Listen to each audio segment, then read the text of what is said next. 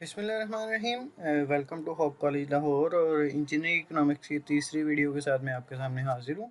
आज के टॉपिक में हमने देखना है इलास्टिसिटी क्या होती है और डिमांड इलास्टिसिटी और सप्लाई इलास्टिसिटी के बारे में बात करेंगे। तो असल में elasticity percentage change in one variable resulting from the percentage change in another variable, यानी किसी एक वेरिएबल के चेंज होने से जो परसेंटेज चेंज किसी दूसरे वेरिएबल में आता है उसको हम इलास्टिसिटी कहते हैं। बेसिकली आपने बस यही याद रखना है कि जहाँ पे भी इलास्टिसिटी लग गया, इसका इसका मतलब है कि किसी ना किसी फैक्टर की वजह से उस चीज़ पे फ़र्क आ रहा है, मतलब चेंज आ रहा है।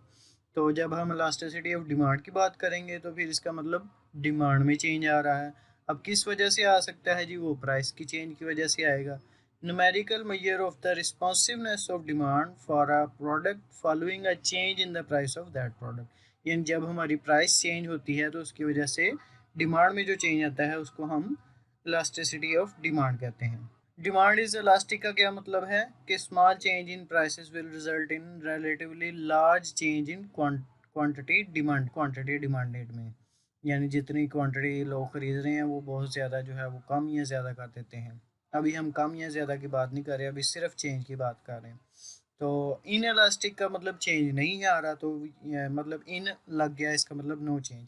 तो यहाँ पे large change in price will result in a far lesser change in quantity demanded. तो हमारे पास इसका फार्मूला भी आ गया, change in quantity demanded of product divided by change in the price of that product. तो इस तरह से हम प्राइस इलास्टिसिटी जो है वो मेजर कर सकते हैं, इसको शॉर्ट फॉर्म में पीईडी भी कहते हैं। ये आप एग्जांपल देख सकते हैं। अब यहाँ पे देखें तो पहले अगर हम कंसीडर करें कि ये प्राइस थी जी, मतलब अब 105 प्राइस थी और उसके ऊपर 900 जो है वो क्वांटिटी डिमांडेड था हमारे पास। ये वाई के ऊपर प्राइस है और एक्स के ऊपर क्वांटिटी डिमांडेड है। तो ये पॉइंट बनेगा हमारे पास, ठीक है। अब अगर हमारी प्राइस 105 से 100 रुपया हो गया, अब ये वेरिएबल चेंज हो गया, इसकी वजह से डिमांड में कोई चेंज आएगी। तो आप खुद ही सोचेंगे जब कोई चीज़ सस्ती हो जाती है तो क्या होता है, उसकी क्वांटिटी डिमांडेड बढ़ जाती है, ठीक है। तो ये हमारे पास जो है वो पॉइंट आ जाएगा यहाँ पे, यानी जो हम 900 यूनिट बिक रहे थे वो 990 यूनिट बिकेंगे। उसके बाद क्या होगा, अगर हमारे पास 1000 यूनिट बिक रहे हैं तो उसके ऊपर प्राइस ये आ जाएगी, ठीक है। तो इस तरह से जो है वो प्राइस के चेंज होने से क्वांटिटी डिमांडेड में फ़र्क आता है, ठीक है।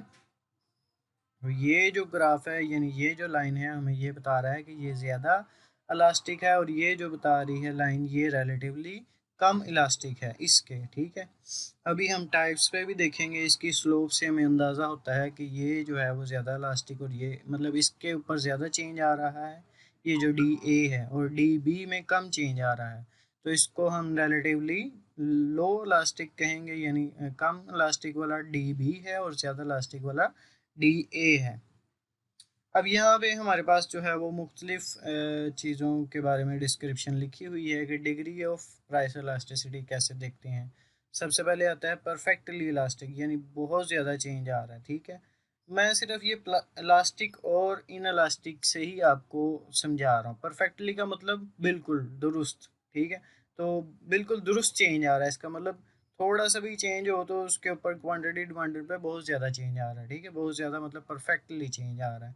फिर परफेक्टली इनइलास्टिक का क्या मतलब होगा कि बिल्कुल चेंज नहीं आ रहा, प्राइस को जो मर्जी कर लें लेकिन वो बिल्कुल चेंज नहीं होगी डिमांडेड। यूनिट इलास्टिक का क्या होगा कि उसमें भी अगर एक यूनिट फ़र्क आ रहा है तो क्वांटिटी डिमांडेड में भी एक यूनिट का फ़र्क आ रहा है। इसके बाद ये रिलेटिवली इलास्टिक डिमांड आ जाती है, ठीक है। Change in price causes relatively larger in quantity demanded, ठीक है। और उसी तरह फिर रिलेटिवली इनइलास्टिक आ जाती है कि कम चेंज आ रहा है, ठीक है, रिलेटिवली। तो ये आपने सिर्फ करना क्या है, दो लफ्ज़ याद रखने हैं, एक इलास्टिसिटी और दूसरा जो है वो यहाँ पे अगर आप परफेक्टली रख लें या रिलेटिव रख लें। तो परफेक्ट का मतलब क्या है, बहुत ज़्यादा, ठीक है, और रिलेटिव का मतलब नॉर्मल, और यूनिटी का मतलब कि बिल्कुल परफेक्ट जो है ना वो एक के साथ एक चेंज हो रहा है, यूनिटी वन को कहते हैं ना। अब ये ग्राफ देख के आपको पता चल रहा है कि क्वांटिटी डिमांडेड जो है वो क्या हो रही है जी, बिल्कुल चेंज नहीं हो रही। प्राइस यहाँ से 1 2 3 4 5 6 7 जहाँ मर्जी जाए, लेकिन क्वांटिटी डिमांडेड वहीं की वहीं है, ना इधर गई ना उधर गई। इसका मतलब ये इनलास्टिक, परफेक्टली इनलास्टिक है, बिल्कुल नहीं हरकत की है इसने, ठीक है। जो change in price do not cause any change in the quantity demanded, तो इससे हम जो है वो परफेक्टली इनलास्टिक कहेंगे। इसके बाद परफेक्टली इलास्टिक क्या होगा कि प्राइस तो उसकी एक ही रहती है, लेकिन क्वांटिटी डिमांडेड आगे पीछे जा रही है। ये देखें, क्वांटिटी यहाँ पे भी है, यहाँ पे भी, यहाँ पे भी, लेकिन प्राइस फिक्स है, ठीक है। तो little change in price of good result and infinitive large change in quantity demanded, ठीक है जी।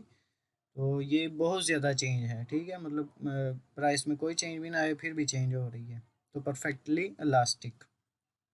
यूनिट इलास्टिक का ग्राफ ये है कि यहाँ पे एक चेंज आया है, यहाँ पे भी एक चेंज आया है, ठीक है। ये डिस्टेंस और ये डिस्टेंस बराबर है, तो ये हमारे पास जो है वो कर्व बन रही है। अच्छा जी, अब फैक्टर्स हम देख लेते हैं कि क्या फैक्टर्स हैं जो इसके ऊपर डिपेंड करते हैं, मतलब प्राइस इलास्टिसिटी ऑफ डिमांड पे, पीईडी जिसको हम कहते हैं, तो उसके ऊपर कौन से फैक्टर्स अफेक्ट करते हैं, मतलब किस वजह से प्राइस में चेंज होने से उसकी डिमांड बढ़ जाएगी या कम हो जाएगी। तो range and attractiveness of substitute, मैंने इस पिछली वीडियो में देखा था कि सब्स्टिट्यूट और कम्प्लीमेंट्री गुड्स कौन सी होती हैं। तो अगर किसी चीज़ का सब्स्टिट्यूट अवेलेबल है तो हम जो है वो, अगर एक की प्राइस कम हो जाएगी या दूसरे की प्राइस ज़्यादा हो जाएगी, तो हम उसके सब्स्टिट्यूट के पास चले जाएंगे। सपोज करें कि हमारे पास टी का सब्स्टिट्यूट है कॉफ़ी, तो अगर टी की प्राइस ज़्यादा हो जाएगी तो हम उसकी प्राइस ज़्यादा होने की वजह से कॉफ़ी ज़्यादा डिमांड करना शुरू कर देंगे, ठीक है। तो ये जो है वो इसका एक फैक्टर है। Relative expense of the product, अगर चीज़ महंगी है तो हम उसकी जो है वो डिमांड के ऊपर फ़र्क आएगा, कम या ज़्यादा हो जाएगी, ठीक है। एक्सपेंसिव है तो वो डिमांड कम हो जाएगी। टाइम, किस तरह से, मतलब उसकी टाइम के ऊपर क्या फैक्टर है, तो उसकी वजह से जो है वो उसके ऊपर डिमांड में फ़र्क आता है, मतलब डिमांड में या प्राइस में फ़र्क भी आ जाए, उसकी सप्लाई उतनी ही रहनी है, तो वो मार्केट इक्विलिब्रियम वाला चक्कर आ जाता है जिसमें ज़्यादा इफेक्ट नहीं होता।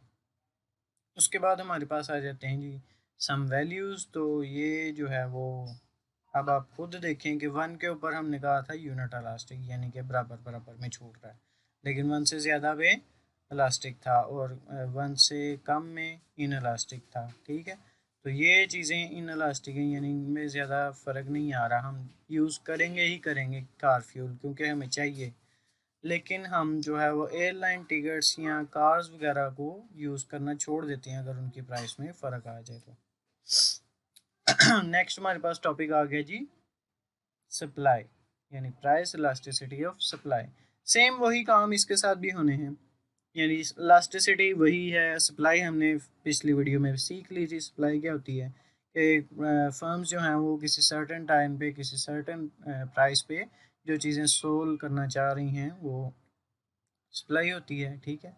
तो numerical measure of responsiveness of supply, यानी quantity supply to a change in the price of the product, तो वही इसका भी फार्मूला है, percentage change in quantity supplied divided by percentage change in the price of that product. अब इसके graph बिल्कुल same बनेंगे, ये आपके लिए क्वेश्चन है कि आप इसके ग्राफ बनाएं। इन इलास्टिक का ग्राफ भी स्ट्रेट लाइन होगा और इलास्टिक, परफेक्टली इलास्टिक का भी लाइन स्ट्रेट लाइन होगा, लेकिन वो एक एक्स एक्सिस के अलोंग होगा और एक वाई एक्सिस के अलोंग होगा। ये अब आपके लिए क्वेश्चन है कि आपने इसको खुद से ड्रॉ करने हैं। अब कौन से फैक्टर्स हैं जी, ईज ऑफ गुड्स, यानी हम उनको स्टोर कर सकते हैं कि नहीं कर सकते, अगर तो स्टोर कर सकते हैं तो उसकी प्राइस अगर चेंज होगी तो हम उसकी सप्लाई को बढ़ा कम कर सकेंगे, लेकिन अगर स्टोर ही नहीं कर सकते तो उसकी प्राइस से ज़्यादा अफेक्ट नहीं आएगा। कम्प्लेक्सिटी ऑफ प्रोडक्शन, अगर हमारे पास उसकी प्रोडक्शन इतनी कम्प्लेक्स है कि हम प्राइस बढ़ी है लेकिन हम सप्लाई ज़्यादा ही नहीं कर सकेंगे, तो फिर उसकी जो इलास्टिसिटी है वो कम होगी, ठीक है, चेंज कम आएगा क्योंकि हम प्रोड्यूस ही नहीं कर सकते उस सर्टन टाइम में। रॉ मटेरियल अवेलेबिलिटी, अगर हमने कोई इंपोर्ट की हुई हैं चीज़ें या इंपोर्ट वाली चीज़ें यूज़ कर रहे हैं तो उसकी वजह से अगर अवेलेबिलिटी ही नहीं है उसके रॉ मटेरियल की तो हम नहीं बना सकेंगे, ठीक है। तो ये इस तरह की चीज़ें जो है वो प्राइस इलास्टिसिटी ऑफ सप्लाई पे डिपेंड करती हैं। यहाँ पे देख लें वही के वन पे ऑलमोस्ट बराबर है, वन से कम जो है वो इन इलास्टिक और 1 से ज़्यादा पे इलास्टिक।